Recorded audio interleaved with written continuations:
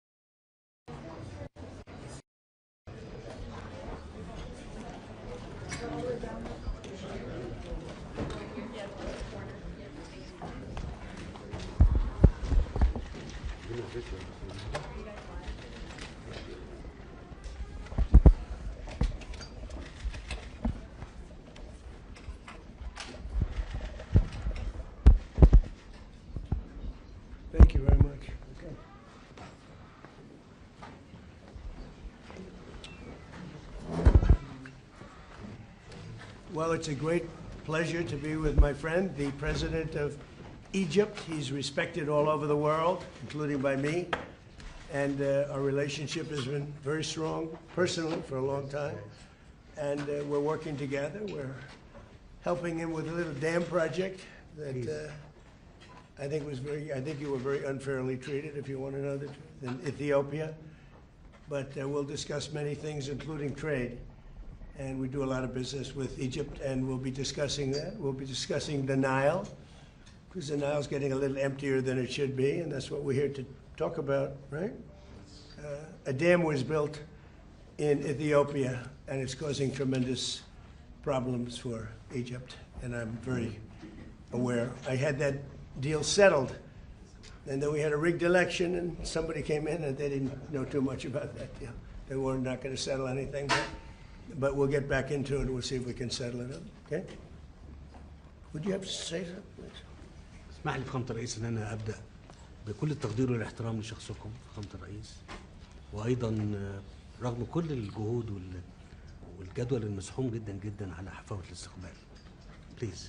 Well, first of all, let me express my highest appreciation and respect of your kind person, and thank you very much for allowing this opportunity despite all of the hard work and very busy schedule that you have, Mr. President. هبدأ كلامي بالتهنئة والتهنئة الكبيرة جدا جدا على ما أنجزته فخامة الرئيس فيما يخص استعادة السلام في الشرق الأوسط والاستقرار. Well, let me start by expressing big congratulations for the breakthrough that you have achieved, Mr. President, of restoring peace to the Middle East. اسمح لي فخامة الرئيس ان بمجرد الإعلان عن هذا الاتفاق كان في تقدير كبير جدا لفخامة الرئيس، ولكن هذا التقدير زاد والإعجاب زاد في إدارة أزمة بمثل هذا المستوى، وإحنا مستنيين الإعلان عن هذا الاتفاق حتى يتم توجيه الشكر والتقدير علنا من خلال مؤسسة الرئاسة والدولة المصرية لشخصكم لهذا الاتفاق الذي أنجزتموه. Once the deal was announced, there has been great appreciation, but the admiration has increased in this marvelous management of such crisis at the highest level. Thank you. We're waiting for the deal to be declared as a final deal, so that we can react appropriately and state our positive views and perspective of that great deal from the presidency and on behalf of the Egyptian people.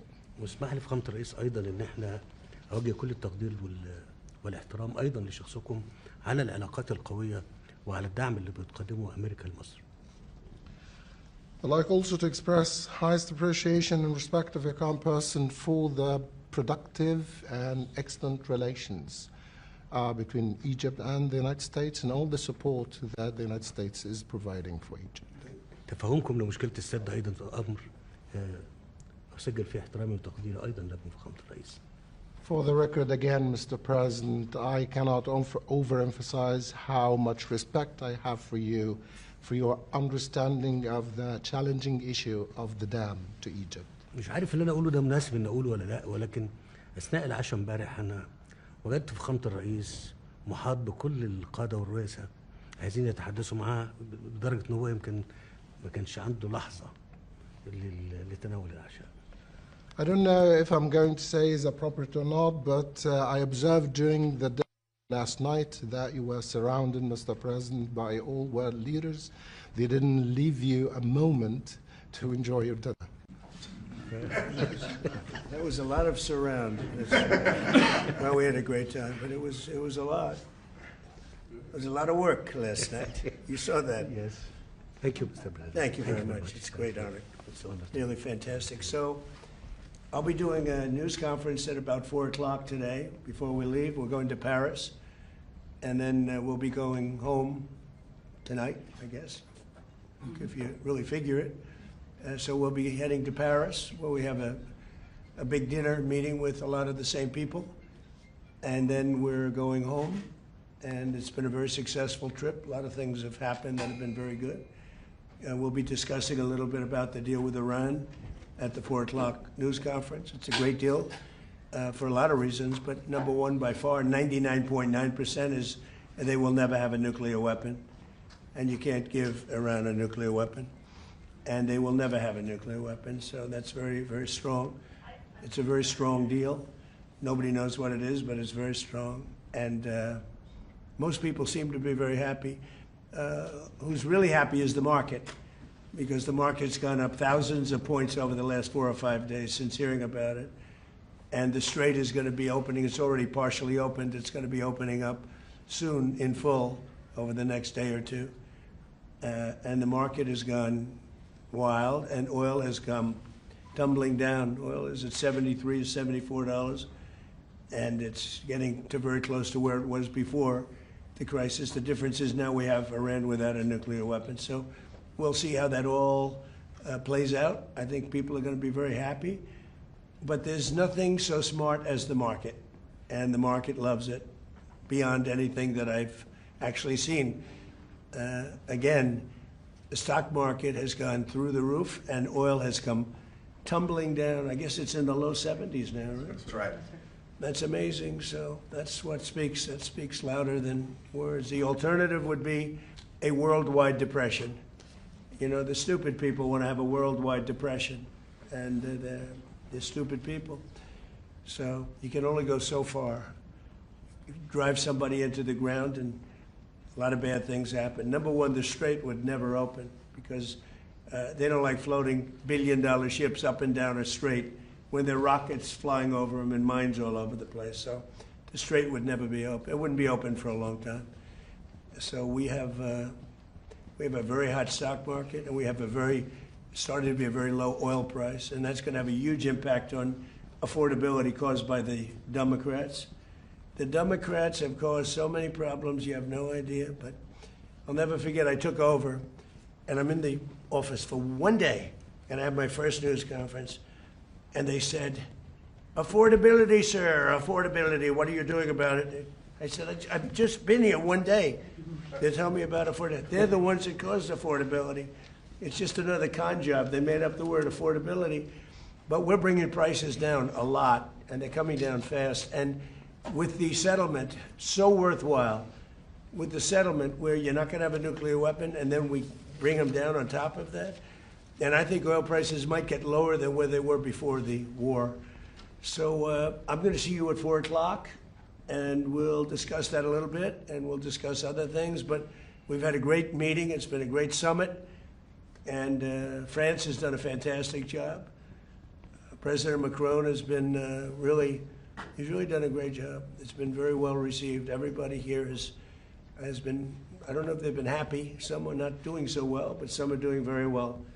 But they've done a beautiful job. Thank you very much, everybody. Thank you, Press. President, can you address the MOU that's been reported? It includes. Have I read it? Well, it's been reported that it includes a $300 billion reconstruction fund False. funded by Gulf allies. That's No, false? it's false. there People, any people, you can invest if you want. I mean, what am I going to do? Say nobody's ever allowed to invest?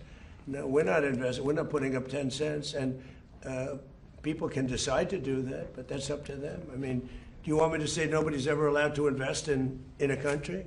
I'll say it with Egypt. Nobody's allowed to invest in Egypt. Am I supposed to say that? I'm asking whether. We are not investing in it, and we do not have a fund. Are you asking Gulf countries? No, to I'm have a not. fund? I'm not. If they do it, fine. But I would say they won't be doing it for a while until they find out the behavior. It's a behavior thing. But we are not investing. That's a false story that got picked up incorrectly from a statement that was pretty well made, I think. Maybe a little bit, could have been a little more accurate, frankly. But it's a story. We are not investing 10 cents. Don't forget, there's never been anybody that's been so tough on Iran. This should have been done by Clinton and Barack Hussein Obama. It should have been done by Biden. It should have been done by Bush. It could have been done by a lot of people. This has been going on for 47 years. They've ripped you off for 47 years, and I'm the only one that did anything about it. They never shot missiles at anybody. We wiped out their Navy. We wiped out their military. We wiped out their Air Force.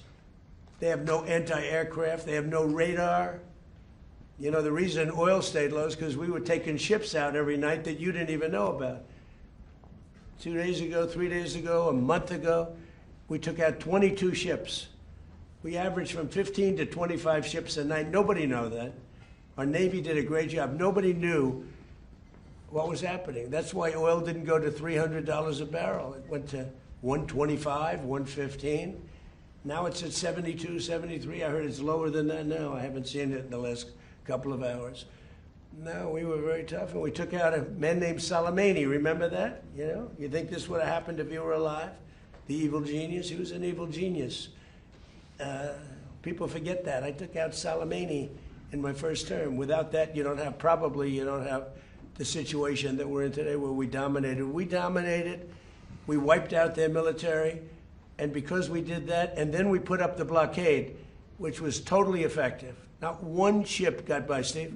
Is the text of the agreement now final, or are you still... No, it's not final. It's a memorandum of understanding, and if I don't like it, we'll go back to shooting at them, dropping bombs on their head. When do you expect the wording? If I don't like it, if they don't behave, we'll go right back to dropping bombs right smack in the middle of their head, okay? Because they've misbehaved for 47 years, all right? Does it include... But nobody could have made this deal. I mean, the JCPOA done by Obama, he handed him $1.7 billion in cash, gave him hundreds of millions of dollars, gave him billions and billions of dollars, but he gave him $1.7 billion in cash, green cash from banks, into a Boeing 757 and flew it into Iran. And they stood at the plane. I have pictures of it, like, oh my God, look at this money he's giving us. He tried to bribe his way out. I didn't do that. Nobody mentions that. $1.7 billion and hundreds of millions of dollars. They tried to bribe their way out of it. And you know what the Iranians did? They laughed at Obama and they said he's a stupid son of a bitch. Okay, thank you very much, everybody. Thank you,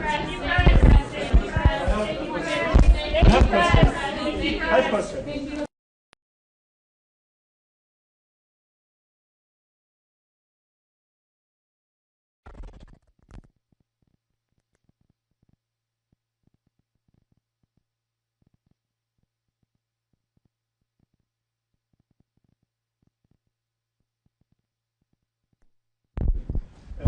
We do support Egypt rights, water security.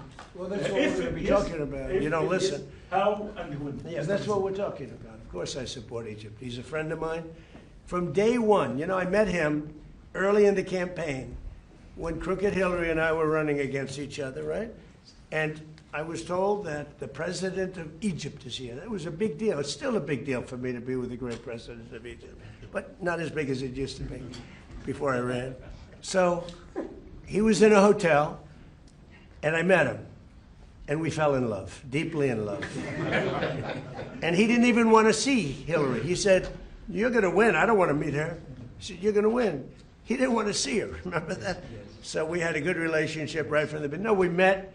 We didn't know each other before that. We had great chemistry, and I stayed twice as long as I was supposed to, took up her time. And then when it was her time, he didn't want to meet with her. But he did because he's a gentleman, but it lasted about 1 minute. Thank you, everybody. Thank you for asking us. Thank you for driving. Thank you. You can that just make us. Anyway, thank you for asking. Everybody. Does it contain a... Thank you guys. No, I mean, I'll tell you that. Thank you. They have to behave themselves. How are you, by the way? Okay? Thank you. You also spoke about...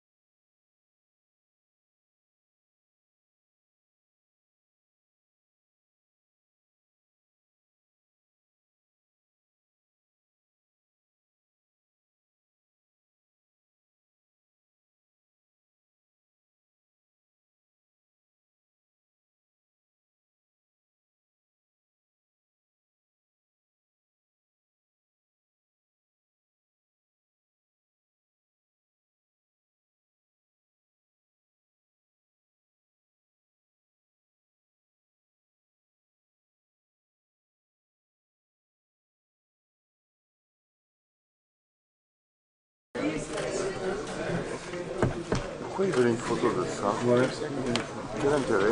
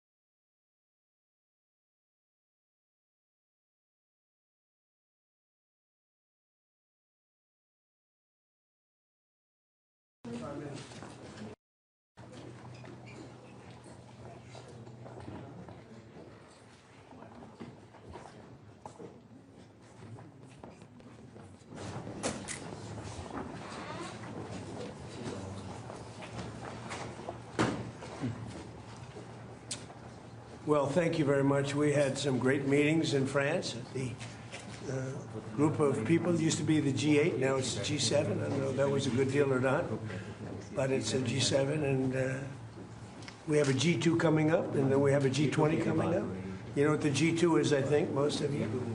But we had in particular some very good conversations with Prime Minister Modi, India.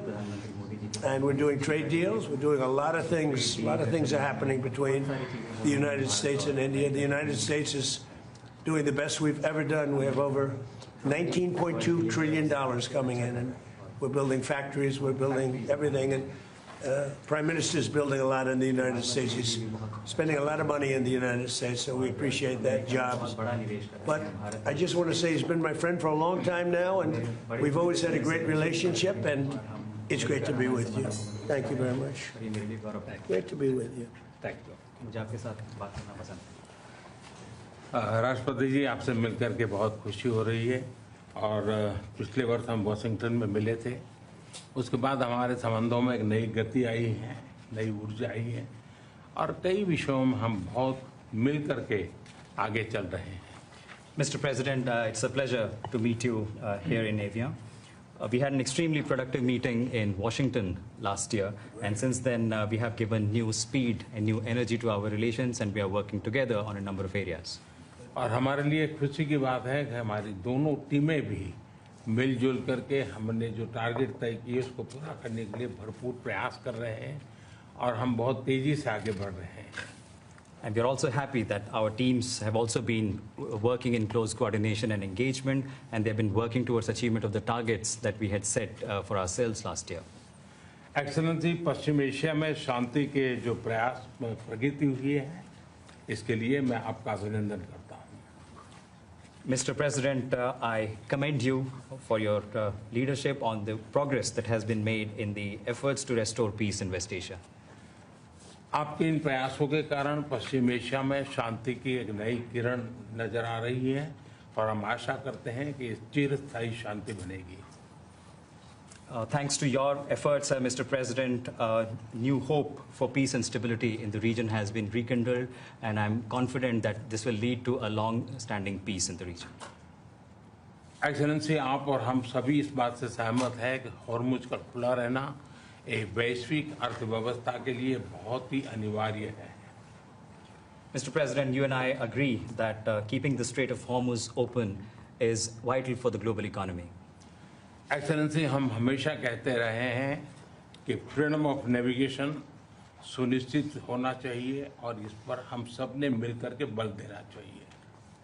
India has consistently emphasized the importance of ensuring freedom of navigation, and we should work together and place a particular emphasis on that. Excellency, आप जानते हैं कि maritime trade की दुनिया में भारत के लाखों सी Ferrers आज दुनिया के अलग अलग समुद्र में अपनी सेवाएं दे रहे हैं, विश्व की प्रगति में बहुत बड़ा योगदान दे रहे हैं और मैं समझता हूं कि उनकी सुरक्षा भी उतना ही महत्वपूर्ण है। Mr. President, you are aware across the world, Indian seafarers in hundreds of thousands are working and they're performing their duties across global maritime trade routes, including the Strait of Hormuz, and their safety is of utmost importance to us. Excellency, समझौते के लिए शांति के प्रयासों में आपने भरपूर प्रयास किया है। मुझे पूरा विश्वास है कि समझौते में सीफेरर की सुरक्षा भी सुनिश्चित होगी और उसको प्राथमिकता मिलेगी। Mr. President, you made tremendous efforts towards reaching this understanding and this agreement, and I'm confident that the issue of seafarers will receive the highest priority during the implementation of this agreement. Excellency, मैं फिर एक बार पश्चिम Asia में शांति बहाल कराने के आपके भरसक प्रयासों का मैं पूरी प्रशंसा करता हूं और आपका अभिनंदन करता हूं। Mr. President, once again, I deeply appreciate and I deeply commend your efforts in ensuring the restoration of peace and making efforts towards restoration of peace and stability in West Asia. Thank you very much. Thank you. Thank you. Good friends. Thank you. Any questions? Thank you, Mr. President. We just heard the Prime Minister praise your efforts, peace efforts in the Middle Thank East. you. Do you think you can carry the momentum from the Iran deal over to securing an end to the war in Ukraine? And can you tell us about your conversations with President Zelensky here at the G7? Well, I had very good talks with President Zelensky and with President Putin, and we'd like to see that one end. I ended 8 wars, and to be honest with you, I thought this would have been one of the easier ones, but they're not liking each other too much, and that makes it much more difficult. But we're working. I had 2 good conversations with President Zelensky and with President Putin. Will you let them build U.S. missiles in Europe? Or Europe manufacture missiles, American missiles? They would like to be able to do that. We'll take a look at it. They have asked about it. Steve? How close are you to a U.S.-India trade deal? Very close. We've been there for a little while, and he's a very tough negotiator. He's one of the toughest, actually. So you look at this man. I'll give you a lesson. He's the most beautiful-looking man. He looks so nice. He's like an angel. But actually, he's as tough as he's a killer. I don't want to. He's a killer. He's as tough as they come. But he looks so good. So he gets you by surprise. But there's few people like this. People say he's such a nice man. I said, no, he's very tough. He's a tough trader, and he loves the Indian people, but he also loves the USA. We had Howdy Modi in Houston, remember? And the stadium was full. Right, remember that? He did Namaste Trump in India. That was great. And we'll be going to India sometime in the future. President Trump, when will you go to India, and how do you see Quad as well? This is a grouping that was started under your first term, and this is a grouping that all the 4 countries are looking forward to. Well, we had a great visit last time in India. We opened up that new stadium, and I think there were 300,000-400,000 people. It seated like about 150,000, and there were 250,000 outside, and there were 100,000 on the grass. That was, I don't know if that record's ever been broken, but I had a great time in India. Do you expect India to play any role in West Asia? Say it. Do you expect India to play any role in West Asia? Yeah, I do. I think India plays a big role in everything. As long as he's the leader, India's going to play a big role. And you said many times that India has a great friend in United States, in Washington, D.C., in White House, till the time you are president. But some of your decisions recently caused trouble, concern in India. How would you like to assure people of India? Well, I said it. As long as I'm president, we have a great. They have a great friend in the White House. I don't know where there might have been a trouble, but I don't think so. I can tell you, everyone here, they love India. They have tremendous respect for this man. Tremendous. Go ahead, ma'am. Are there going to be sanctions that are going to be reimposed on Russia now that the focus has once again been shifted to the Ukraine-Russia war? We are looking at that. We're seeing how far the price of oil comes down. It's really tumbling. It's, I guess, 74, 75 right now. So it's down. It's soon going to be at the number that it was 4 months ago. It's pretty amazing. And on top of that, we will have an Iran without a nuclear weapon, which I can tell you the Prime Minister feels very strongly about that, too. Mr. President, hear from European or G7 leaders. They were to a leader, and we had G7 plus many others came, as you know. To a leader, they were thrilled. They could not have been happier. Well, this gentleman came, and that's a big get. He came, and they cannot even believe that it happened. It happened quickly. But it really didn't happen quickly. It's been happening for a long time. It's been happening from my first term, when a very evil man named Soleimani was killed. That's when it started. And nobody else did this but Trump. You know, you look at our president, 47 years, Iran took advantage of the world, the Middle East, but the world. Nobody did anything. The Obama deal was one of the dumbest deals I've ever seen. It was a road to a nuclear weapon. My deal is a wall to a nuclear. You're not going to have it. It's a wall to a nuclear weapon. On minesweepers, do you want the Europeans to send minesweeper votes? Did you talk about We don't need them, but if they want to send them, I think it's good. Has anyone committed to? Yes, all of them. All of them. Which nations? The ones that have that kind of equipment have. But every one of them have committed to being involved in some form. And at this point, do you feel that Vladimir Putin is more responsible for the ongoing conflict in Ukraine? Well, I don't want to comment on that because I'm trying to get it settled, and that doesn't make it easy. Mr. President, you're on the cusp of making history with the possible peace in the Iran conflict. I like this guy. Who is he? Do you know who that is? I like him. Your reporters are much nicer than my reporters. Go ahead. But there is also a tragic loss of lives of Indian sailors recently, sir, in American strikes. Any words of condolences for the grieving families? Sir? Yeah, I do. I heard about that. It's a rough profession. There's no question about it. And we work together on it. This has been happening throughout time, but we work together on it. Yeah, certainly. We love all of those people. They're great people. Yeah, please. How long do you expect Bill Pulte to be acting DNI? Well, as long as it takes to get everybody else approved. I mean, they were doing a rush act, and we didn't get anything for it. Look, he's a very legitimate guy. He's very smart. He's a brilliant guy. Look at the job he did at Fannie Mae, Freddie Mac. I mean, it's worth probably $1 trillion right now. So we put him there, but all of a sudden it was like a rush act by the Democrats. And they said they were going to approve FISA. And I said, but we want FISA approved, but we want the Save America Act approved. Voter ID, proof of citizenship, no mail-in ballots, with exceptions, like for the military, you're sick, you're traveling, disabled. Very, open and generous. We also want no men playing in women's sports, so we want no transgender mutilization of our children. None. Those are 5 things that are 99% that's all we want. It's not a lot. The Save America Act. And that can be passed any way they want to pass it, but I'm not going to sign FISA unless it's done. And this was like a rush act. And it was a rush act by the Democrats. All of a sudden they want to get... And why are they afraid of this guy? I mean, they're so afraid of him, they'll do anything not to have Pulte go in there. He's a very capable guy, and they're worried about that. Mr. President, Mr. President, yes, ma'am, please. You said the Iran deal, the text is still being finalized. How confident are you that this Friday signing will happen? You talking about this one, on the deal? Deals are amazing. I've done them all my life. I've gone into deals that were 100% and they don't happen. I've gone into deals that there was no chance of getting them done, and it happens, and they happen easily. So you never know with deals, do you? But you're going to find out pretty soon. I think it'll be done. They want to sign. They want to get back to a normal life. We hit them very hard. Don't forget, people talk about when this started. This didn't start 3-4 months ago. This started years ago when I took out Soleimani. That was a big event. There are those that say it was the biggest event in the Middle East in 50 years. So we took him out, and they became a much different country.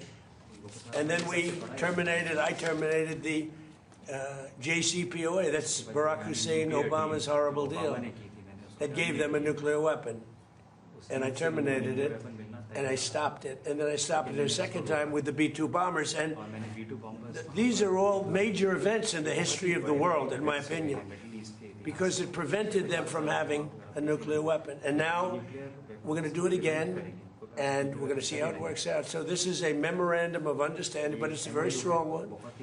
This isn't just like a 2-paragraph. This is a long, pretty detailed memorandum that goes into a regular contract. I would think they would do it. If they don't, then that's okay. We'll have to start the process again. And we don't lose. We have the greatest military in the world. We had the greatest blockade. The naval blockade was 100% effective. And again, they have no Navy, they have no Air Force, all bombed out. I don't want to say the leaders, but first level of leader, gone. Second level of leaders, gone. Some of the third level of leaders, gone. And they want to make a deal.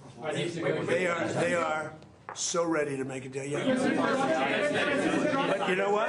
President Trump, the defense relationship between India and the United States. Sorry, I'm speaking, I won't. That's okay. Can you speak to the defense relationship between India and the United States? I think it's a great relationship. I can tell you this, without having a contract, we don't have a contract, you'd have to write contract. But if they were attacked, we would be there to help them. And how are trade negotiations? How is that? Is that a good statement? Okay, come here, man. If anybody attacks that man, we're going to be there. Now, if there's a new leader, I'm not sure about it. Okay? If there's a new leader, I don't know about that. But if they're attacked and he's the leader, we're going to be there to help. And we have, and I will say this, and everybody says it. I had a great meeting 3 weeks ago with President Xi of China. We have the strongest military in the world by far, and I built it in my first term, and we're using it in my second term, and they gave some of it away stupidly in Afghanistan, as you know, and they spent a lot on Ukraine, $350 billion, but we have the most powerful military in the world. You saw that with Venezuela, which was 48, think of it, 48 minutes, and now our relationship with Venezuela is great. We've paid for the cost of the war 40 times, taking millions of barrels out. Venezuela's benefiting, we're benefiting, Venezuela's benefiting, and then we go to Iran, and really in the first week, militarily, we defeated Iran. Nobody thought that could be done. Yeah, please. Mr. President, do you want Israel to halt its military campaign? No, I want Israel to be able to protect himself, but I do want them to use good judgment. Highly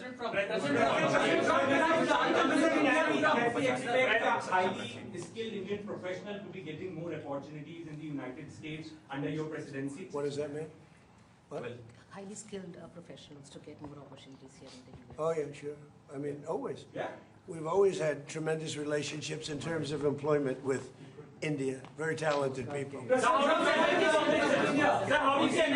You've seen European leaders interact very warmly with you at the summit. Do you think that they're coming around to your worldview? Well, I think they think I was right.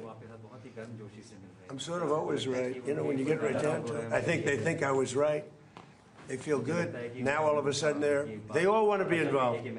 There's no reason to have them because it's pretty much over. But they all want to be involved. He'd be involved if I wanted, but we don't want to waste his time or his people. No, the European leaders, the meeting we had today was you know, just the leaders. I don't even say the European, the leaders that we had met with. In addition to the 7, we had quite a few come in. They all were willing to get involved. Thank you. Thank you very much. We had a great meeting on AI.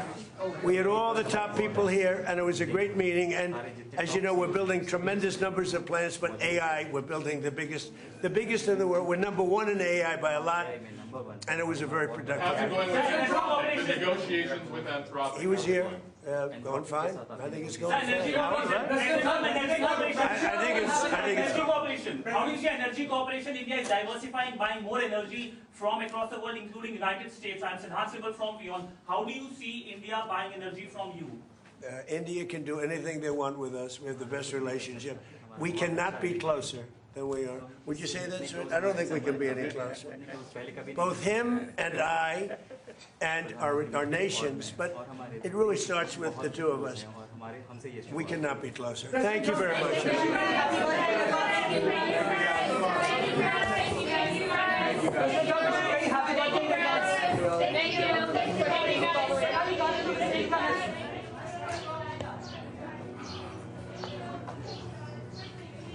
I don't like it.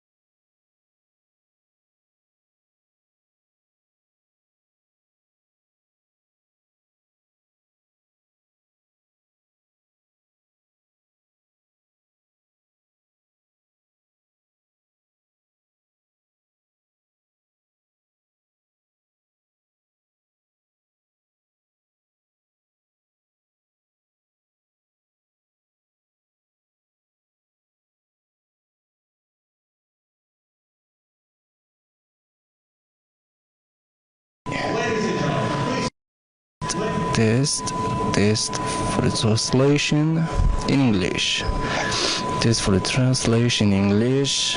Welcome to the event, the G7 in France, in Evian-les-Bains. Do you receive translation? Do you receive me for the translation in English? English. Do you receive me? Do you receive me? Test for the level. Test for the level. Do you receive me in English for the event G7 in France, in Evian-les-Bains? Do you receive me in English? Do you receive me in English for the translation? Do you receive me for the translation in English?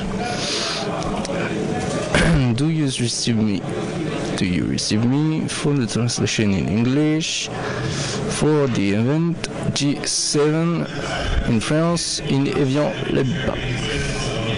Do you receive me for the translation? Test, check for the translation in English. Test, check. 1, 2, 1, 2 for the translation in English. Check. Do you receive me? 1, 2, 1, 2. Just to let you guys know, but again, just verifying our audio checks are good one last time, verifying everything is settled in. If anyone is having problems, we'll do our best to try and help you out, but definitely our last audio check and camera check to verify everything. I am on my tippy toes. This is pretty close. I'm about an inch or two shorter, but pretty close to about where he will be for any push-in shots you guys are trying to set up for. Take a look. We all good and everything? Awesome. Thank you so much. Again, if you guys need anything, this was our last audio check, verifying everything is good. Thank you.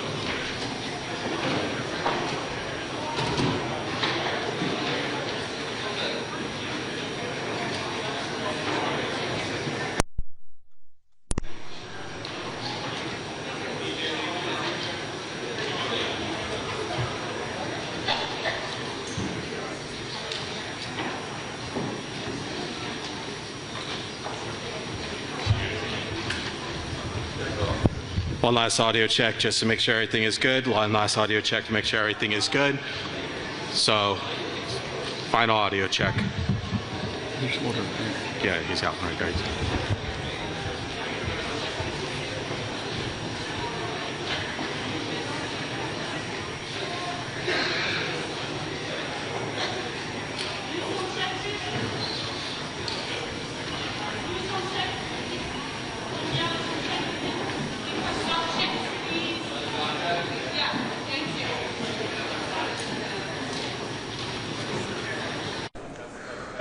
Test. Test. Microphone test. Okay.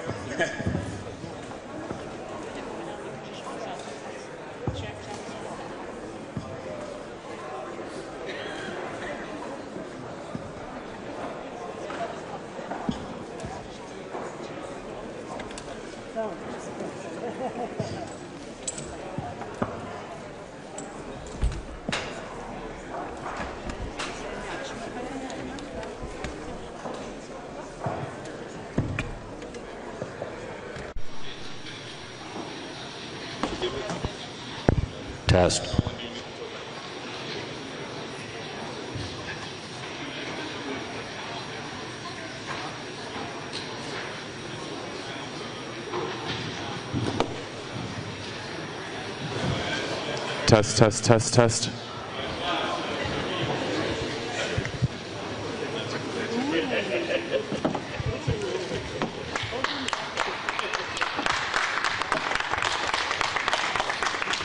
Thank you very much. Thank you. It's a lot of press. That's good. We had a great event. This was something very special.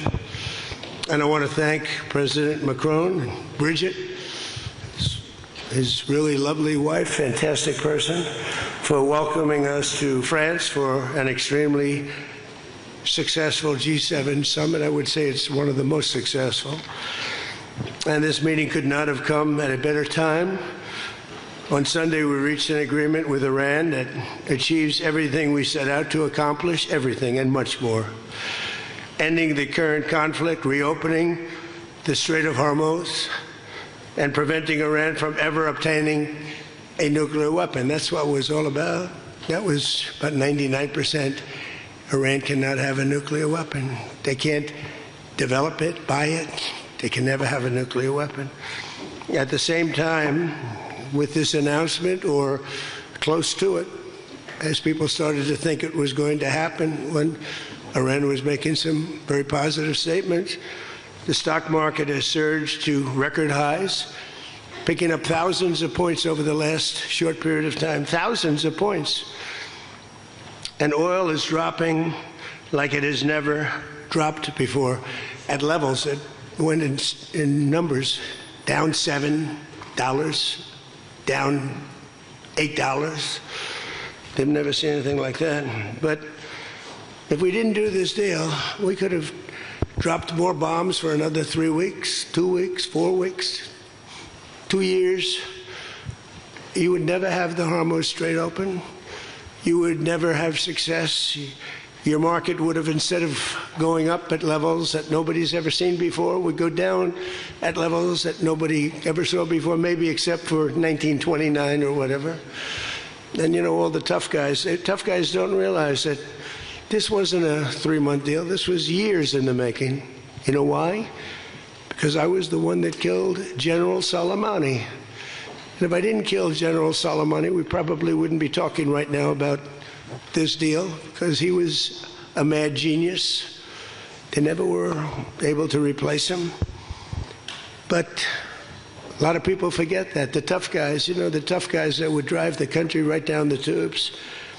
The past 2 days have provided a chance to discuss the details of this historic agreement with many of our closest friends and allies, including the G7 nations and many presidents and prime ministers. As you saw, Prime Minister Modi was here. We had a long talk. He's a great guy.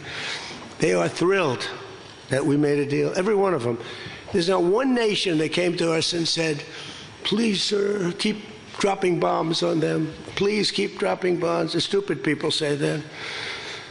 But I'm thrilled to report, and by the way, those last 2 days were brutal. $200 million worth of bombs. And, you know, it is expensive too, by the way, aside from everything else. And they knew I was coming for a third night. We informed them we're coming for a third night. They didn't have their Navy, it's sunk. They didn't have their Air Force, it's gone, not one plane. They didn't have anti-aircraft equipment, so we got free reign. They didn't have their leaders. But they have a new group of leaders that I think is, actually, I think they're smarter. I think they're very smart. I think they're far less radicalized. And I think they're really good. They love their country. You know, you talk about regime change, nobody will say that, but I guess that's, look, their one set of leaders is all gone. Their second set of leaders is all gone. Their third set of leaders a little bit gone, but for the most part, and frankly, I think that's regime change. I think they're going to behave much differently. I think they see a different way of life that they were never exposed to. So the one thing I didn't want to see is I didn't want to see economic catastrophe. If you kept this going, that could have happened. But all I know is every time we talked about the possibility of peace, the stock market shot up like a rocket ship. It never went down. They didn't like it. The people, you know, the stock market is more brilliant than anybody there is, including the people on the stage, other than me, of course. Let's see. I don't know. What do you think, Scott? Is the stock market more brilliant than you? No, sir. Oh, that's a terrible statement. All right. The stock market is quite brilliant. And every time we said something amazing, like we're going to settle, it would go up. And every time we said something negative, like, guess what, we're not going to be able to settle, it would go down very big, Peter, right? Very, very big. Tells you something. And you know, I've studied presidents, some good, some bad, some great. Not too many are great. And some really bad. We had one just recently. And the one president I did not want to be was the late, great Herbert Hoover. I didn't want that, and who knows what would have happened. But bad things happen, so the past 2 days have provided a chance to discuss the details of the deal with the closest friends and allies, the heads of countries. They were all here, a lot of them, far more than the 7, as you know, a lot of them. And they put out a statement. I think President Macron, who did a great job, by the way, did a really fan, him and Bridget, they did a great job, but they all put out statements saying they love this deal because they want to see it over.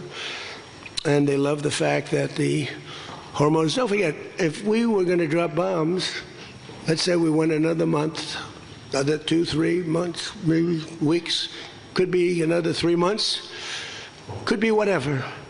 What do you have left?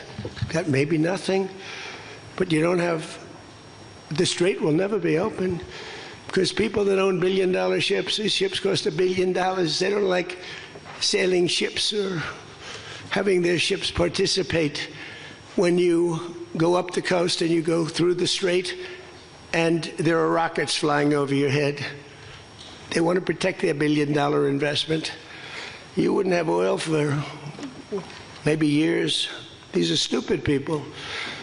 But nobody was tougher than me. Nobody hit Soleimani. You know, when I hit Soleimani, people thought that was the biggest thing to happen in the Middle East for 50 years. That was the biggest event. He was the boss of Iran and respected, but he was a mad genius. He was a genius, the father of the roadside bomb. When you see young men, and in some cases women, mostly men, walking around without legs, without arms, with a face that's been blown to smithereens, it's Soleimani, 95%, 96.2 they say or something, 95%. That was Soleimani did it. Happened to come from Iran, and I blew him up. You remember that? I blew him up in the Valley of Death. He got off his plane and we followed him, and in all fairness, because they've been wonderful to me, Israel, But they didn't want to do that attack. They were all set the night before the attack. They informed me they didn't want to do it, so I had to make a decision. I made the decision to do it. But it was a joint venture, as we say in the real estate business. That was a joint venture between Israel and us. We studied it for a month. We knew what plane he was going to be on. Almost a month before, he only traveled on commercial airliners, big ones with lots of people, because he knew we wouldn't shoot him down. He's very smart. But we knew he was going to be on that plane. We followed him, and then Israel informed me that they won't do it. And I had to make a decision. I had some very good generals, and not the ones you see on television, very good. And I want to thank also Pete Hegseth and General Raisin Kane, who's phenomenal. Okay, these guys are phenomenal. They can't be better. But I had some good generals, and I said to them, well, if Israel's not going to do it, we're all prepared. Do we do it? Do you like doing it or not? He said, sir, if you want to do it, we can do it. How well? We'll do it just as well or better. We'll do it ourselves. We don't need anybody. So we took out Soleimani. One of the biggest events to happen, the Middle East, maybe ever, but they say 50 years, they say 100 years. I was with the Prime Minister of Pakistan. He said it's maybe the biggest event that has ever taken place. Nobody could believe it. So that's when it started. It didn't start like 3 or 4 or 5 weeks ago. And Obama wouldn't do it.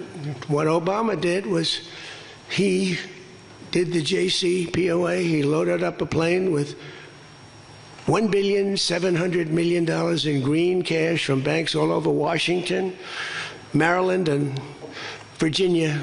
They were stripped of all their cash. They had no cash to do payrolls. It all went into a Boeing 757, a wonderful plane, and they flew it to Iran. And they gave it out to people. They bribed people. They thought they were going to get it done. Then they gave billions and billions of dollars after that. And they got a deal that was a road to a nuclear weapon. I get so angry, I guess. I'm allowed to get angry when I watch the Democrats. They talk about it all the time. We had this deal done. You had a deal that was going to give them, legally, a nuclear weapon. And if that happened, Israel would have been blown away. And in all fairness to Bibi Netanyahu, who happens to be a good man, gets a little excited sometimes. But he happens to be a very good man. We've had an amazing partnership. He's been an amazing prime minister.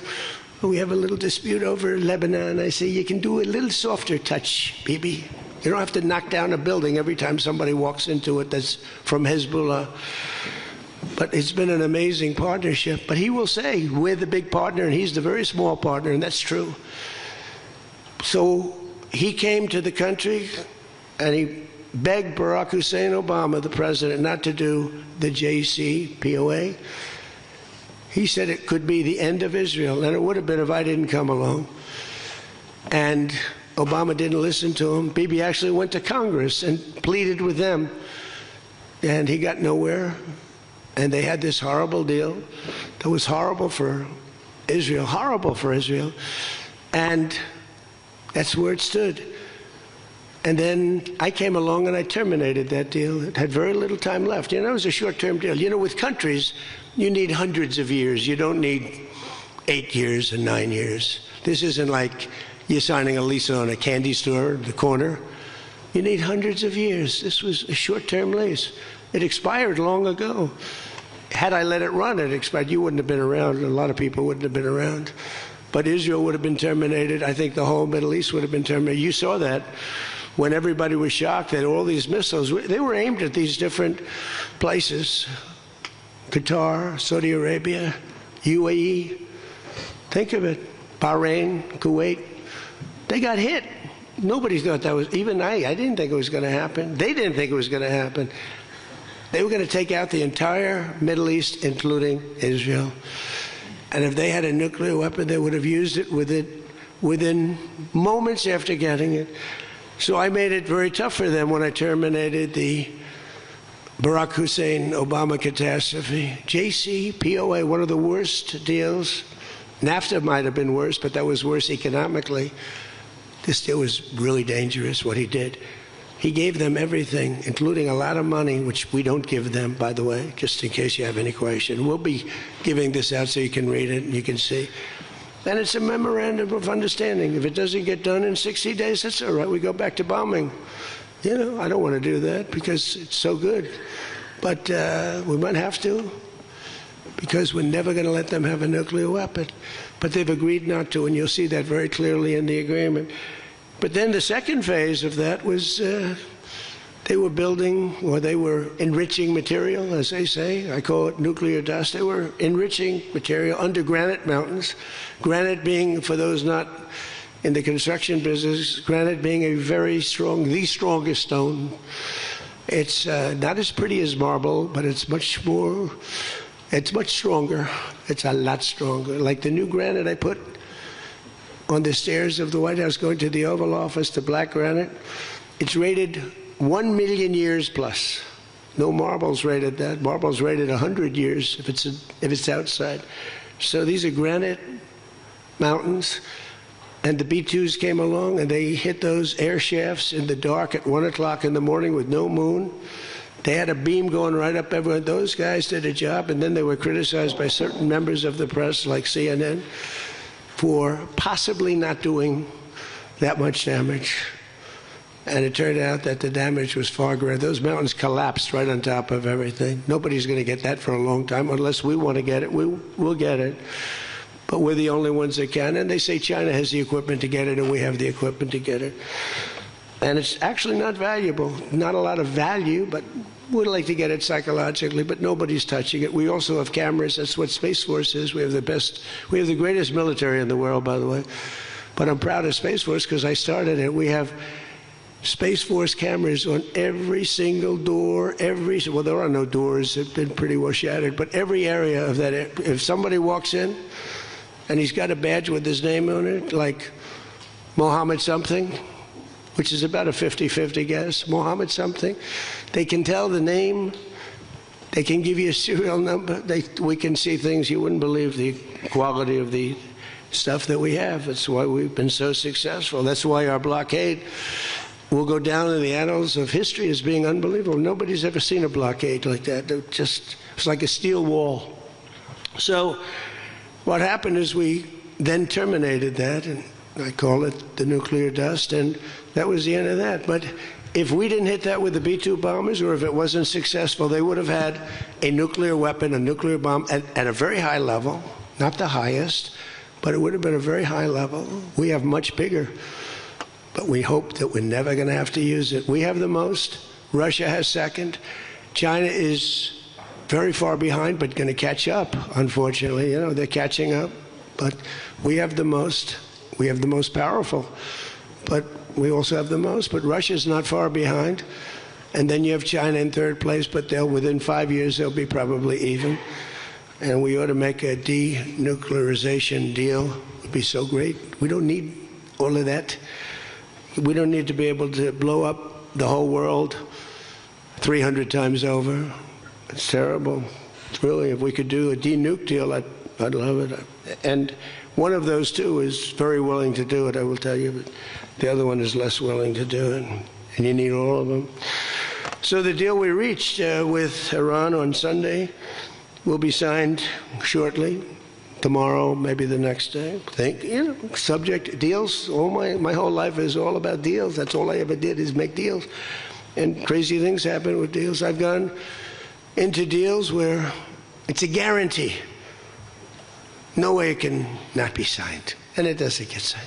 And I've gone into deals that you have no chance of making, and they go like nothing. So, but we're going to most likely sign a deal. They want to sign a deal.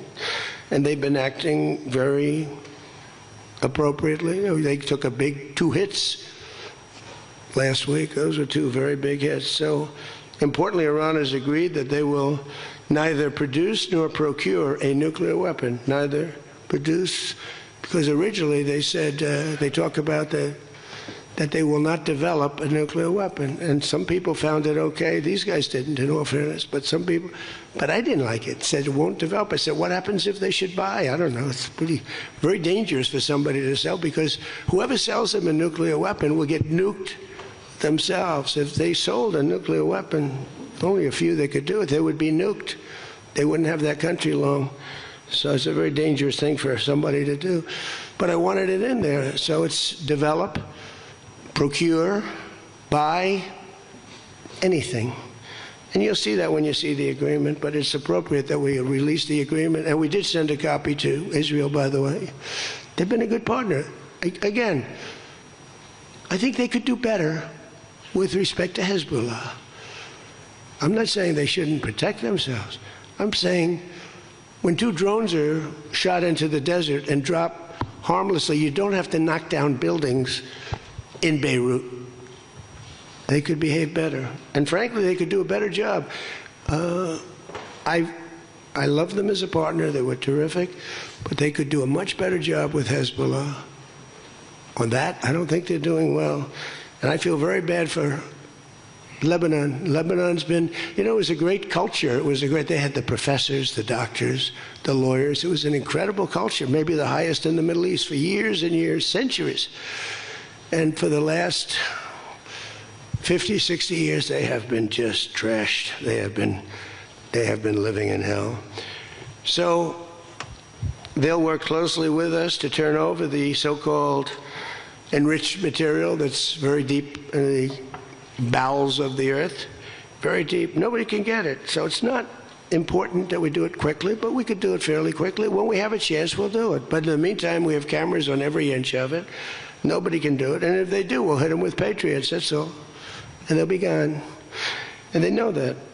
Technical discussions on the removal of all stockpiles of enriched materials will begin immediately. We're going to start that immediately. And unlike Barack Hussein Obama, who sent Iran pallets of cash, and any relief they receive under this deal, they'll have to get based on merit. And it won't be from us. We don't have to give them anything. But some people may want to invest. Like, what are you going to do? Say you can never, ever invest in a country? I mean, it's pretty tough. I don't mind being tough, but it's pretty crazy. You can invest in a country. You can invest in any country you want, but you can't invest there. Well, they need investment because we did $1.5 trillion, maybe $2 trillion worth of damage. So somebody's going to have to help them out. There's no guarantee about helping them out, and could be their neighbors will help them out a little bit. I don't know. But it's a lot of money. Almost nobody has that kind of money. That's the kind of damage that was done. But we're not investing any money. There was a fake story. There was a fake news story that got a man, a person, a good person. JD made a statement. It was a perfect statement. And they reported it in a very strange way. But that's why it's fake news, I guess. So we don't give them money. We don't give them any of that. And what happens is with time, if they behave, if they be a citizen of the world, a reasonable citizen of the world. And I think this group, again, I didn't do this for regime change, but I think this group is regime change. I mean, hey, the first group is dead. One little morning, having breakfast, the whole group, they thought they'd never be caught because we never bombed during breakfast, but we bombed. And they all, 88 people. And I'm not proud of that at all. But the second group came in and they were very unreasonable too. And they were all gone. They were all gone. And then the third group, we've been dealing with them. Couple left this planet, but we've been dealing with them. And again, they've been fine. I mean, I've had a lot easier. I've had some easier ones. They're tough, they're smart. Maritime traffic through the Strait of Hormuz has already increased very substantially, and the normal flow of energy will resume in the coming days, and trillions of dollars will be made by the world, and the stock market will, I believe, continue to rise. The only difference is that a player that's very volatile, very tough, very smart, frankly, you know, they have in one way a primitive culture, but it's also a genius primitive culture. They're very smart people, very good negotiators, but so are we. So rather than possibly going into a depression, rather than having your favorite president be Herbert Hoover, I was always the one I didn't want to be. I wouldn't have preferred Nixon. I wouldn't have preferred, there are plenty I wouldn't prefer, but the one I always thought of, Herbert Hoover, and he caused it. He raised taxes too fast, and he raised interest rates too fast, all at the same time. and it caused the Great Depression. So I don't think I'll make mistakes like that. I lower taxes, I don't raise taxes. In fact, we just gave you the largest tax decrease, largest tax cut in the history of our country. So we'll be working on a parallel effort with the Gulf nations to address non-nuclear issues such as the conventional ballistic missiles, which we'll be talking about, and support. I mean, they have to have some because other people have some. You got to have some. Somebody said, you shouldn't give them one. I mean, I have guys, I like some of these guys, but I don't think they're smart. Sir, you shouldn't let them have any missile. I said, well, what am I going to do? Am I going to let Saudi Arabia have missiles, but they can't have them? Yes, sir. It doesn't work that way, you know. It doesn't work that way. And missiles aren't the problem. Missiles are, they hurt a little location, but they don't blow up the planet. So the Gulf nations will address the non-nuclear issues. As we'll be talking about the ballistic missiles, and we'll talk also about the terrorist proxies that they have. That we don't want that to happen. But I want to thank our partners in both Pakistan and Qatar. These people work so hard. And they knew him a little bit. In the case of Pakistan, quite well. In the case of Qatar, they were sort of at odds. And, you know, Qatar was great because they had right next door. When I flew from there, from that location to Saudi Arabia, I'd fly for 40 minutes, and I'd fly to UAE for 40 minutes to great leaders there, by the way. In the case of Saudi Arabia, the father's still alive, and he's fantastic, and the son is going to be great. He's going to be great. The Crown Prince and Mohammed at UAE is an incredible warrior. He was dropping bombs. Last week I said, who the hell's dropping all those bombs? It was UAE. He's a good fighter, Mohammed. But every administration for decades has sought to get Iran to relinquish its nuclear ambitions, but the threat only got bigger. The words got bigger and bigger and stronger and bigger, and nothing ever happened. And Iran got stronger and tougher. If we didn't blow them up the first time and then blow out those weapons, they would have been unstoppable. This should have done, what I'm doing and what I did, should have been done years ago. Would have been much easier, much less firepower. But it wasn't. And again, I want to thank all those countries, and I want to thank Israel and Bibi Netanyahu. So obviously the breakthrough would not have been possible without the unprecedented pressure the United States put on the regime over the past year and a half. But again, it started a long time ago. It started with the death of Soleimani. That was a big deal. No president in history has ever been tougher on Iran than I have, and they know that. And by the way, if they don't honor the agreement, or some things aren't even mentioned in the agreement, it's a memorandum of understanding, but we have an understanding of certain things without writing it. And if they don't honor that, we'll probably go back to bombing them until they honor it, you know? It's amazing what bombs can do. So I say it, the Obama deal was a road to a nuclear weapon, and let's call it the Trump deal was a wall for a nuclear weapon that the nuclear weapon could not get through. Nobody's going to get through it. We built a wall. They weren't going to have it, and that's what we have right now. And it says very clearly, the most important clause to me, too, number one, the Strait opens, but that's much less important than the other clause, clause number whatever, 5, 8, is a very strong statement that they will never have a nuclear weapon. And it doesn't say they'll have one in 5 years or 10 years or 20 years. With Obama, they were able to enrich very quickly. This agreement now provides Iran with a historic opportunity. If they follow the path of cooperation, we'll have opened for them. Their country will have a chance to survive. Now think of it, you know, they have 91 million people.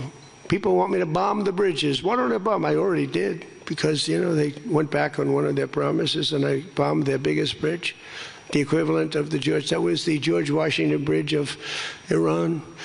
But we bombed that bridge, you saw that. One quick strike by an F-22, the most beautiful fighter jet ever made, by the way. In fact, we're ordering some more of them. We're bringing it out because it's so effective. It's Incredible. It's incredible. Well, look, we have the greatest military in the world. Those B-2 bombers are unbelievable. Who would have thought they could handle, each had two because the flight was so long, but they handle three of the biggest, heaviest bombs, hundreds of thousands of pounds, and they handle them like they're nothing. It's amazing. And also, they're undetectable. They flew into Iran, totally, think of it, totally undetected. Now, Iran's waiting for them. They're waiting for them. And they never saw them. 1 o'clock in the morning, they never saw them. They're stealth. And we just ordered 22 more. The newer, upgraded version, which I guess is better. I don't know how the hell you get better. But as I expressed to the world leaders here this week, it's my hope that the peace agreement will be the beginning of a much larger deal all across the Middle East. We're very close. Look at the job we've done on Gaza. Look at Hamas. Hamas has been very silent. You haven't read anything about Hamas. And we're trying to get them unarmed.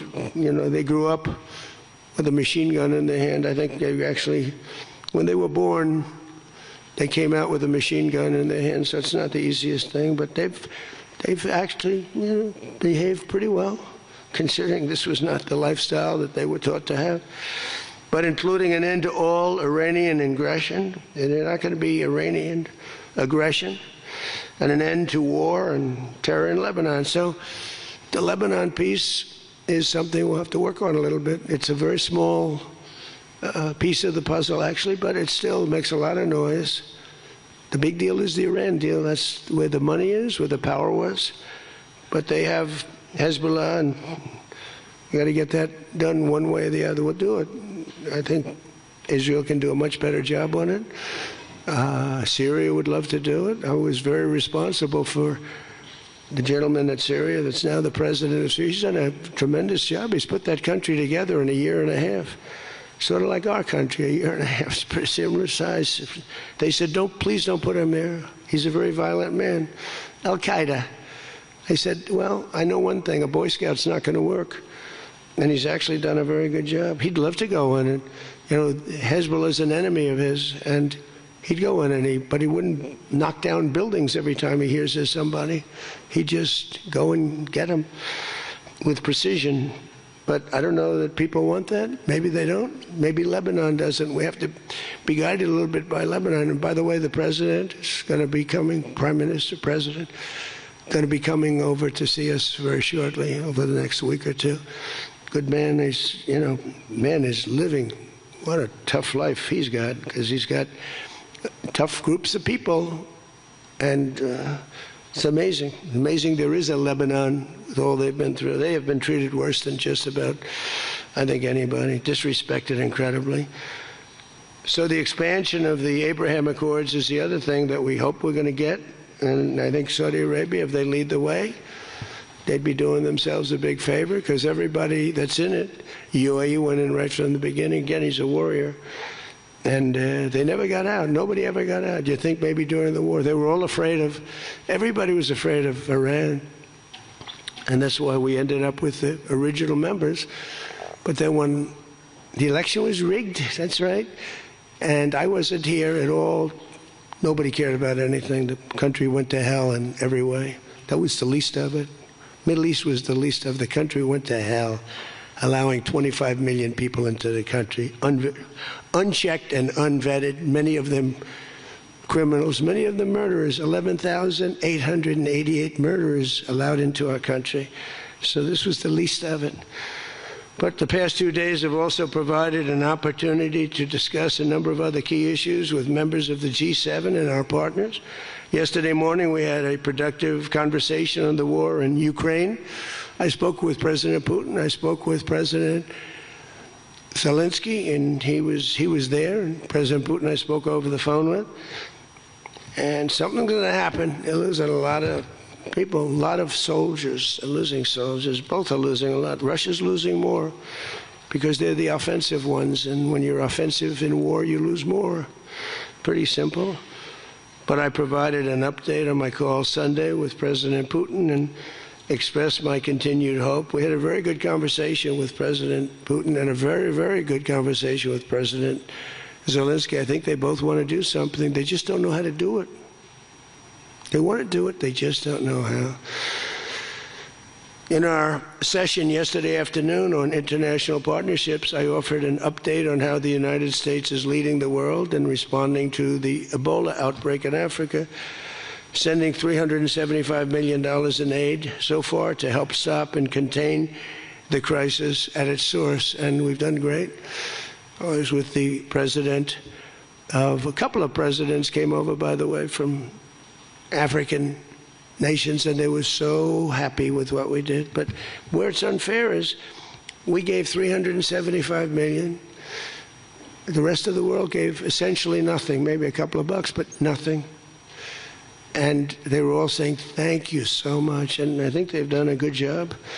It's a terrible thing. Ebola is a terrible thing. That's an unbelievable one. Fortunately, it's not like COVID where it's that easy to spread around, but it's rough, and we've done a good job. We've moved people to certain quarantines, certain locations. But today we also had excellent meetings on the economy and artificial intelligence, which is amazing what's going on with that. It's going to be the biggest thing ever. We have to be very careful with it. It's both great and could be bad. We have to be careful with it, but we're leading China, we're leading the world on that. We're allowing them to do their own electric plants because they need, as an example, those buildings are so big, and they're not taking the community's electricity. I gave them the right, it's my idea, I gave them the right to build electric plants like Con Edison in New York. Dig we must. And they've come up with plants that nobody's ever seen anything like them. Those are by very high IQ people. So they're actually building electric plants. So because otherwise they could never build a building because the grid is old and tired and broken and a mess. So they're building it, and they're going to sell their, very cheaply, they're going to sell their extra electricity into the grid. So we take care of a lot of things like California, which doesn't have nearly enough electricity. They don't know what they're doing there. And instead of having blackouts and brownouts, they'll be able not to. We found a great deal of unity here at the G7, and we signed a declaration on illegal immigration, the first time ever for a G7 statement. They did a beautiful statement. We signed other agreements to step up and to really coordinate and spend a lot of time coordinating drug trafficking and the stopping of drug trafficking, which is crazy. It comes through Mexico, comes through the southern border, the little that comes through. They find a way, they put it, they're genius. If they would use that genius for good, they'd be very rich people. They have it in engines, they have it in hubcaps, they have it in areas you wouldn't even believe. They have it in the structures of cars. Most incredible thing. But we've done a great job on it. We have drugs coming through the border are down 61%. Drugs coming through water, the sea, ocean, sea, Gulf, down 97.2%. That's the ones that get hit. Just like we hit the Iranian minesweepers and mine droppers, they call them. They dropped. Who would have 28 mine droppers? Who has 28 mine droppers? They actually had them, but they don't have them anymore. We hit them just like we hit the drug dealers. But drugs are down by water 97%. And over 60% they're down, and now we're going to go and focus on the land. They come through Mexico. Mexico has lost control of their country. The cartels run Mexico, and it's sad. And the president's a very good woman, but she's a very scared woman. The drug cartels are totally running Mexico. It's not even close. We agreed to accelerate our efforts to secure our critical minerals and rare earth supply chains, where we have great companies really going to town. We're going to give everybody a big run because we do it better and we had to get motivated. The G7 also agreed that the United States' new approach to international development based on the private sector investment is working at levels that they never thought possible. It's really working. I held a number of very positive bilateral meetings, including with the President of France. It was a very good meeting, actually. The Emir of Qatar, Sheikh Tamim, who's I tell you, I wish I could really know the guy. You know, some people say, well, he lived in that neighborhood. You can't be saying things that you'd like to have him say. He was fantastic on this, and he's been a fantastic guy in terms of energy and getting energy out there. President of the United Arab Emirates, Mohammed bin Zayed, who's an amazing warrior. President al-Sisi of Egypt. Prime Minister Modi of India. We spent a long time together today. I spoke to Mohammed. I spoke to the Crown Prince of Saudi Arabia a number of times. They're all so happy that they're still. You have to have them happy too, you know. We're using their airports. Not that they could stop us if we didn't want them to, but it'd be nice that I went to get that little sucker. But I missed. I hate missing. But we spoke to all of them and many countries all over the world. So every country, I think Israel too. Look, think of what Israel's getting. They're not going to be nuked. It's very simple. I told Bibi, your biggest risk was that they drop a nuclear weapon into the middle of Israel. They'd only need one, and there would be no more Israel. Think of it, Bibi. You got the best, the most important thing that you were asking for is that. So I think they're happy. Some people are going to be, not him, but there are some people, some writers, some that I thought were friends of mine, but I don't want them as friends anymore because they're either stupid or they're bad people. But we stopped nuclear holocaust, and it stopped too. I mean, there's not going to be any of that. So from the beginning to the end, it was clear that this week, America's back. It's bigger and better and stronger. We're more respected as a country right now, I think, than we ever have been. And we were a laughingstock 2 years ago. They would laugh at us. We had a man that should have never been there. You know that. A man that would walk up to a podium once every year, and they'd ask him, what flavor ice cream do you like? I like vanilla. Then he'd try and find the stairs, which he couldn't find most of the time, and he'd leave. This is very unfair reporting. And then you said you didn't know about that. You didn't know there was something wrong. We can never let that happen to our country again. To me, the worst. We had the worst inflation ever. We had the worst in prices and the costs. It's all coming down now because the oil is bringing it down. You're going to see numbers that are going to be amazing. But this evening, I look forward to a very special dinner with President Macron and his fabulous wife at the Palace of Versailles. I sort of like that palace. Palace has a lot of gold. I want to check it out. It's a beautiful palace, maybe the most beautiful of all. I hope you're going to get to see it. The ones that are traveling with me, I hope you're going to get to see it because it's amazing. But they asked me if I'd stay a little bit longer and go to Paris. So I'll get home a little bit later, but it'll be a nice dinner. But I'm interested to see it. I mean, that's the ultimate, I guess. It's the ultimate of its type. Louis XIV. Celebrating the 250th anniversary of America's founding and America's oldest alliance, and we're celebrating that a little bit tonight. They'll have the biggest people in Europe at the dinner, and those people love our country, and hopefully Europe's going to find its way. Europe is having a lot of hard times. They're doing some things very badly on energy and on immigration. They're doing things very badly, and we'll be talking about that tonight. So with that all said, if you want to ask us any questions, and feel free to ask the people behind me. Yeah? Peter? Bonjour. You've been clear, President Trump, the United States is not going to directly pay Iran, but the U.S. is going to let the Iranians start making billions of dollars, selling oil, accessing this reconstruction fund. Only if they're doing things right. Peter, only if, we're not doing anything.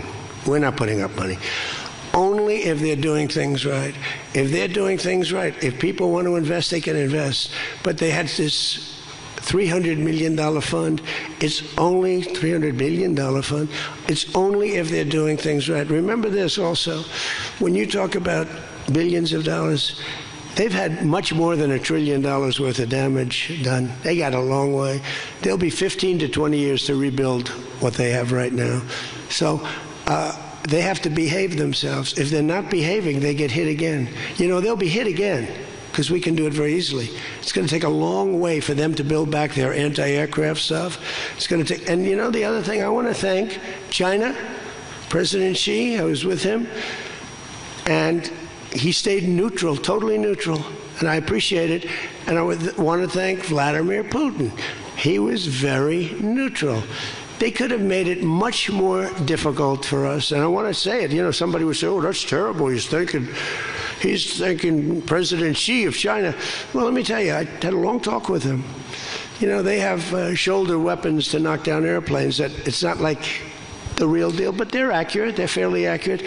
I said, I would really appreciate you're not giving or selling any of that stuff to Iran. And you know what? For the most part, he didn't.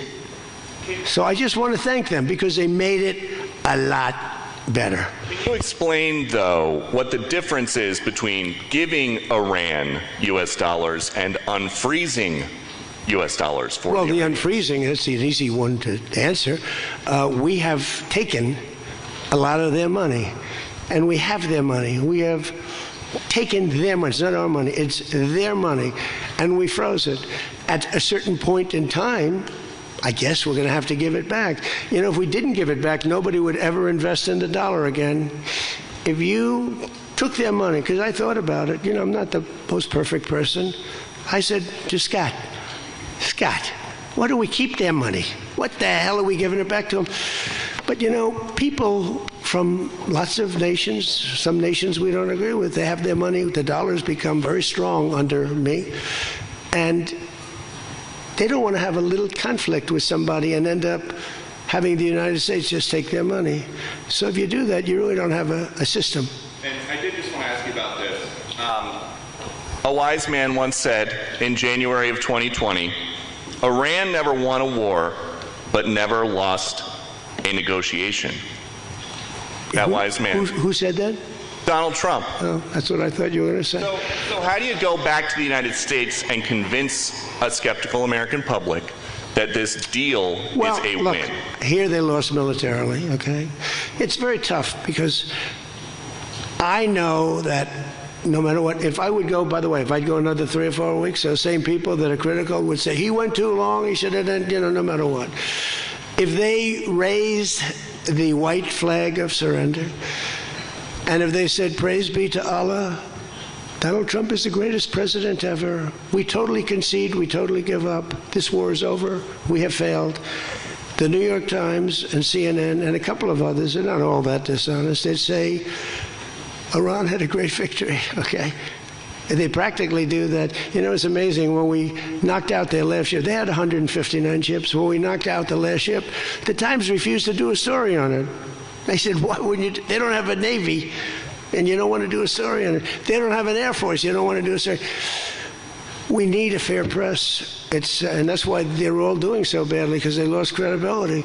When I win in a landslide, and I had 93% bad press, they take good stories about me and make them bad.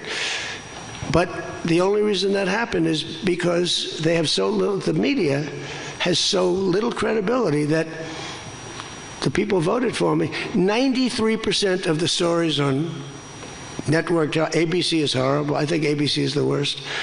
NBC is terrible. And CBS is terrible. CNN, obviously.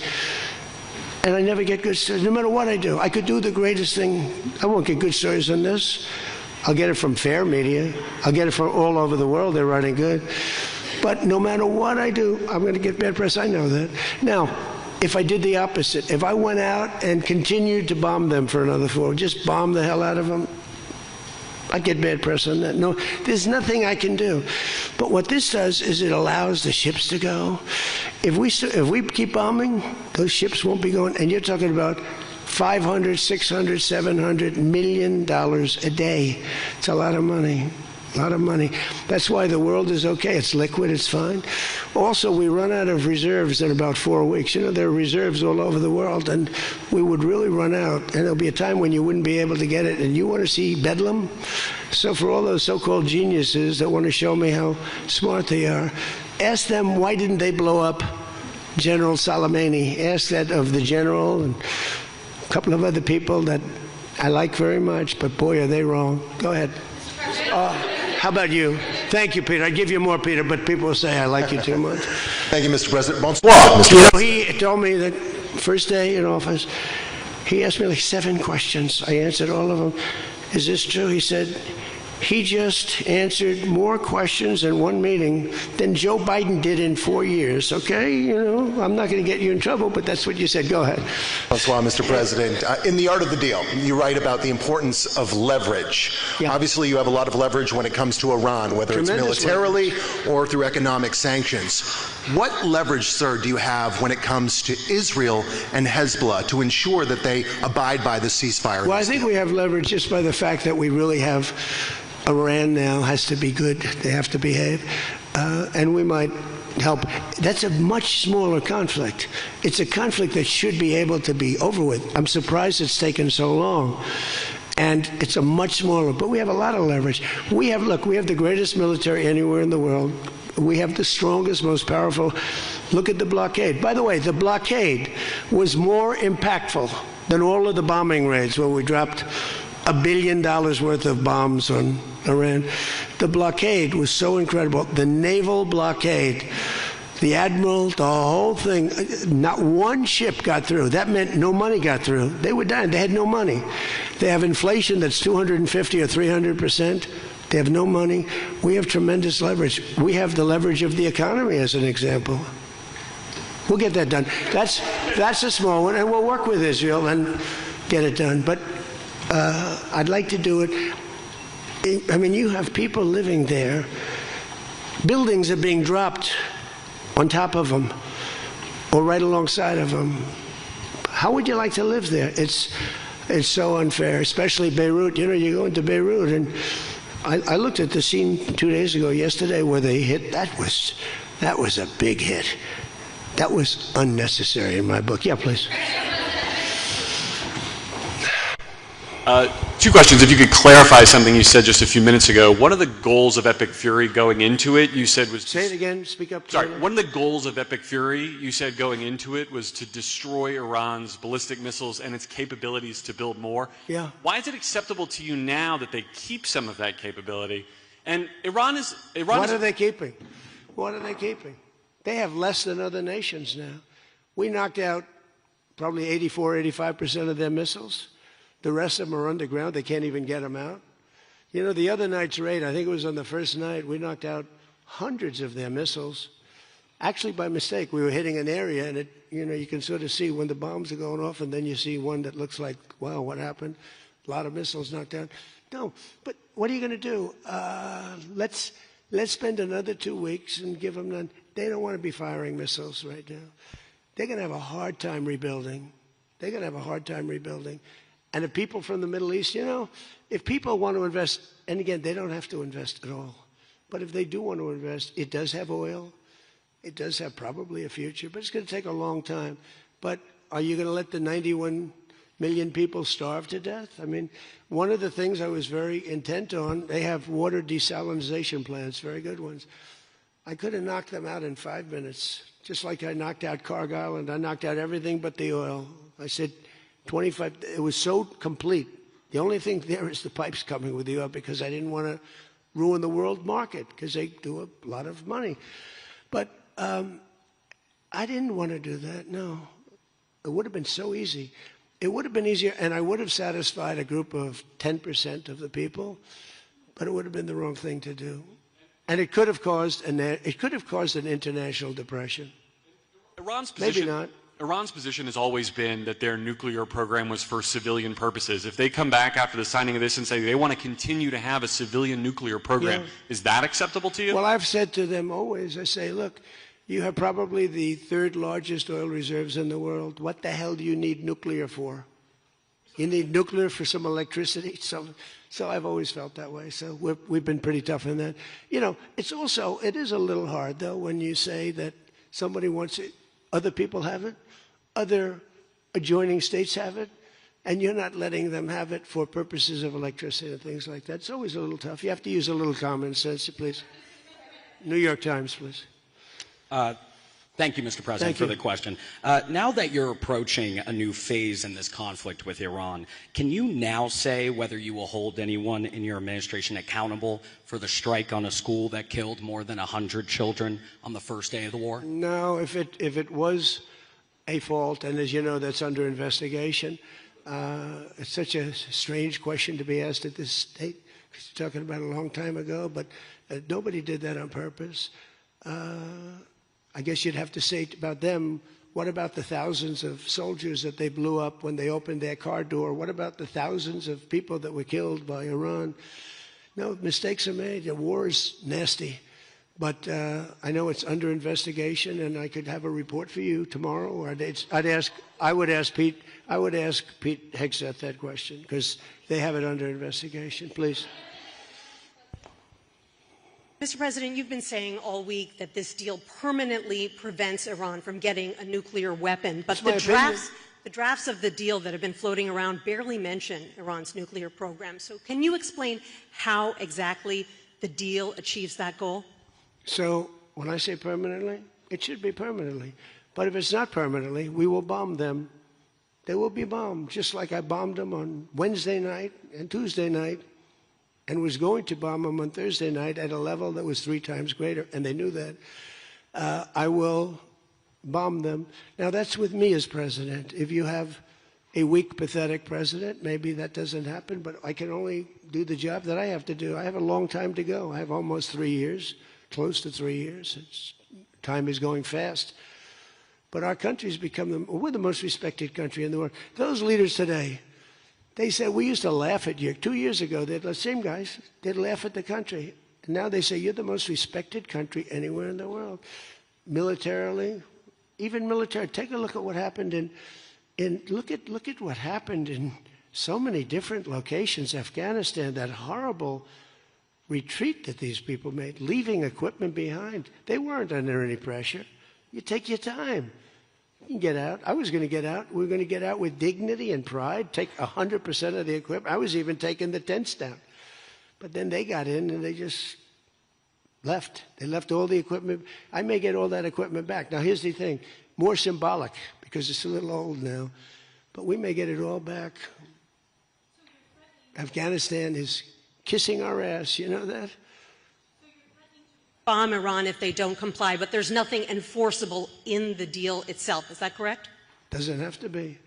I let them know. I said, look, if you don't adhere to the agreement, I don't want to do that, but we're going to bomb the hell out of you. And I don't think that they're going to veer from the agreement. What else am I going to do? Am I going to say I'm going to take you to court? Let me take you to court. Let me sue you. No, we're going to bomb the hell out of them if they violate the agreement. I don't want them to. I want them to honor the agreement. Again, the straits close up. Bad things can happen. You know, in war, terrible things happen. Like you mentioned the question before about a school gets hit. Other things get hit. Bad things happen in war. War is a nasty place. I see it. I see it. I see it better than maybe anybody has ever seen it. Go ahead, please. Thank you, President Trump. Oil prices are now plummeting. How do you see this agreement further affecting energy prices in the U.S. and the U.S. economy in the long term? And secondly, Mr. President, how do you think Vice President J.D. Vance did on The View yesterday? Well, first of all, thank you for the word plummeting, because that's what's happening. Oil prices are plummeting. And that means oil prices are going to come down. You know, if you make donuts, you have a heating, you have a stove, and you have to buy the heat, you need the gas or the electricity or whatever you're using. And when oil prices come down, oil is the biggest thing. Oil is, you get oil prices coming down, and they're going to come down. And we're hitting in the 3s now for gasoline, and that'll come down a lot lower. So I was in Iowa just before this started, and I was saying to myself, I can't believe we're doing so well, but I have to go, and we have to put out this fire in Iran, because I don't want them using a nuclear weapon. They would have used a nuclear weapon. 100% they would have used it. The only question is, was it going to be that day or that week? They would have used a nuclear weapon. They were on the way. And I said, we're going to have to put out the fire. And I said, you know, oil prices, so gasoline, we passed 2 gas stations in Iowa. Made a speech up there. The people are great. I won it by so much. And I love the people, farmers.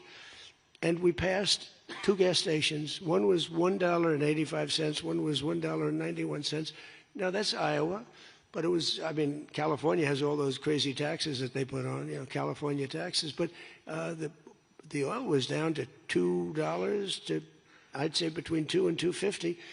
And it was heading down further. And we were going to have a great run. We took a little journey down to a place called the Islamic Republic of Iran, and we bombed the hell out of them. And now they can never have a nuclear weapon. Now, we had a disturbance, but I must say it was much less than anybody thought. The oil never went to $350 a barrel. It went to $115, $120. The oil never went anywhere near that. And the other thing, I thought the stock market would go down 25 or 30%. The stock market a week ago, before we started this, was higher than it was when we started, which tells you that we have a very resilient economy. We have the strongest economy we've ever had. Now, the word affordability is a fake word made up by the Democrats. Here's where it's fake, because they made it up, because I inherited these prices. And when I had my first news conference, first day, they started screaming affordability, the Democrats. Affordability, affordability, they're screaming. I say, what's that all about? They gave it to me. They gave it to me. It's affordability. And they use that word to a fare thee well. Well, they were the ones that created the affordability crisis. I'm the one that got it down. Remember, highest insurance rates in history, highest rates for everything. Eggs, remember eggs? They were 4 times more expensive than they were in my administration. And I got it down, Peter, very quickly. Our secretary did a good job of agriculture, Brooke. She did a great job with eggs and everything else. And now that the oil is coming down, you're going to see everything follow. Everything follows the cost of energy. And we're going to end up having the lowest energy anywhere in the world. Please. Yeah. No, please. Thank you. You're from ABC. You're fake news. Go ahead. To follow up on oil, can you confirm, will Iran be able to immediately sell their oil to market? And will U.S. sanctions snap back immediately if there is a delay or collapse in the talks? And then relatedly, is there any safeguard in this deal to prevent Iran from charging what they say could be fees after the 60-day extension? The thing that's going to stop them from doing that, because you can't cover everything in a document, is common sense. They don't want to get bombed. They don't want to get hit. As far as sanctions are concerned, at some point, we have sanctions which will never let them rebuild. They would have no money. They would be in poverty. The 91 million people would starve. So something will happen as soon as they behave. When they behave, we're going to let that go. We're going to have to. I put sanctions on a lot of people, and then I let them go. A lot of countries. Yeah, please. Thank you, Mr. President. My name is Shinji Abe. I'm a Japanese Yomiuri newspaper company from the Washington Correspondent. My question is about the Strait of Hormuz. Did you ask other G7 nations to send military force? And what specifically are you asking of Japan? Or where are you from? I'm from Japan. From where? Japan. And is military support? I just left your prime minister. Japan's doing very well. She's my biggest fan, I have to tell you. She thinks I did a great job. You have to call her and ask her. She's doing a very good job, by the way. Go ahead. And military support is no longer necessary? Yeah, but what do you want to know? Go ahead, just tell me. What do you want to know? Okay, my question is, did you ask other G7 nations to send military force? And what specifically are you asking of Japan? To send the Air Force? For what?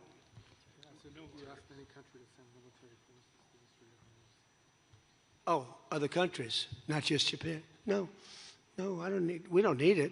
Oh, by the way, they all want to do it. They all want to do it. Every single one of them. They want to go be a part of it now. Not while the war was going on. I was a little disappointed. The UK, I said, yeah, it would be nice if you sent ships. I didn't put a hard sell on, but I said it would be nice if you sent some ships. And the Prime Minister said, they'll be there, sir, as soon as the war is over. I said, did he just say that? I couldn't believe it, actually. Japan has offered to get involved, but I mean, I'll be honest, Japan was not willing to get involved during the war. I asked her, I said, you want to get involved a little bit? I didn't put the heavy sell on, but They said, no, we don't want to get involved. Nobody did. We did it ourselves with Israel and with the Arab states that got hit, surprisingly hit. Yeah. Yes, please, go ahead. Thanks a lot, Mr. President. Question on Brazil. I would like to know, how was your interaction here in Evian during the G7 with the Brazilian President Lula? Did you talk about the new U.S. tariffs on Brazil? Did you talk about the U.S. designation of criminal gangs as terrorists? We did. How was it? I spent a lot of time with him, actually, and it's become a little rough country, right? Politically. It's been a little dangerous politically. You're talking about Brazil, yeah? It's been nasty. I hear they arrested somebody that's running for office today. I found that out after we left. I just said goodbye to him, and I heard that they arrested the Bolsonaro Jr. He was doing well in the polls, and they arrested him because he made a statement in Texas. They arrested him, or they want to arrest him. They have something out for his arrest. No, they play pretty tough. But nobody plays tougher than the United States. Look, our elections are totally rigged. We have rigged elections. Please, in the back. Yes, sir. Go ahead. Thank you so much, President. Thank you. Sumu Sakamoto, the Asahi Shimbun. For G7, the concept of the rule of law has long been considered the core principle. During this summit, any of the leaders expressed any concerns on the possible violation of international law on the attack on Iran? No, actually the opposite. They felt they were very dangerous. They were very relieved because they could get hit too. They were very relieved. No, we never discussed that. No, it would be the opposite. They broke the law. They killed thousands of people. They killed thousands of our soldiers and hundreds of thousands of people. Yeah, please, go ahead. Go ahead.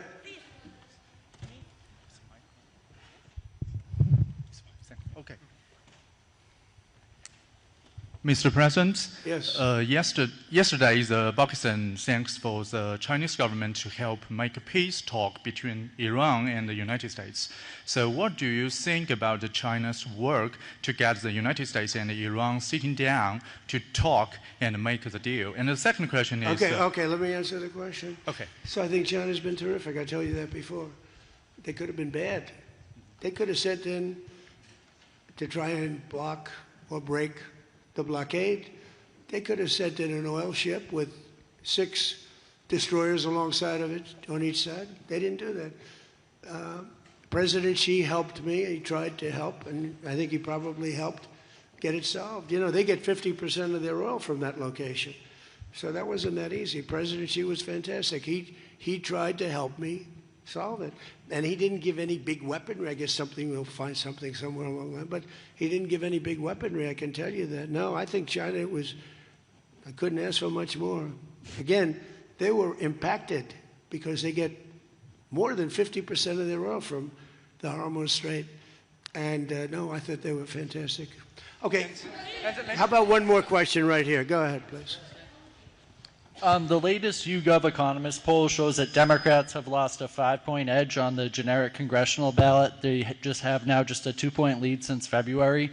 Do you think that they're losing momentum? Well, I see the Republicans in generics. You know, generics are very important. I don't know how accurate, because I see a lot of bad polls. The polls are very dishonest, just like a lot of reporters, like these people over here, are very dishonest. CNN, ABC, it's a whole group of them over there. They're really dishonest people. But, you know, and really networks are very dishonest. And they have to straighten themselves out, or they're not going to be very successful because people don't believe them anymore. But no, the generics are very interesting because the Republicans are coming up strong even before this. You know why? They're seeing all these lunatics, like the guy in Maine with the swastika. You know, for 10 years they've been calling me a Nazi. And now they have a Nazi running. He's got a tattoo on him. I've been denying it for 10 years. They know it's not so, but they've been calling. I don't think they can call it to me anymore. You know, one more. Go ahead, Peter. Let me finish with Peter because he's been better to me than he's been to Biden. Thank you, President Trump. I have a question about this weekend. Why not stick around for the signing ceremony with this Iran peace deal? I might. You might? Yeah, I might. But I'd rather, this is a memorandum of understanding. It's very important, but it might not be the kind of a document that I should be signing. There's some element to this where you send the vice president.